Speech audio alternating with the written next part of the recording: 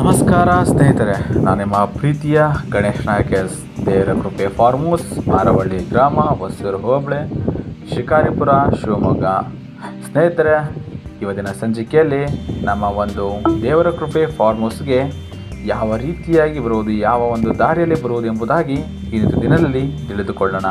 ಹಾಗೆ ಈ ಸಂಚಿಕೆಯಲ್ಲಿ ಸೋಲಾರ್ CC ಕ್ಯಾಮ್ರಾವನ್ನು ಫಿಕ್ಸ್ ಮಾಡೋದ್ರ ಕುರಿತು ಕೂಡ ತಿಳಿದುಕೊಳ್ಳೋಣ.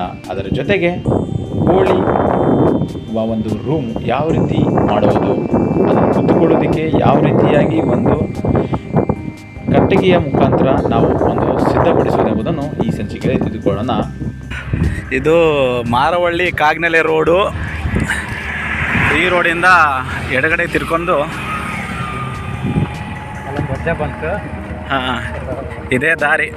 ಶ್ರೀಧರಣ್ಣ ಅವ್ರ ಹಳೆಯರು ನೋಡಲಿ ಎಲ್ಲರೂ ಇವತ್ತು ನಮ್ಮ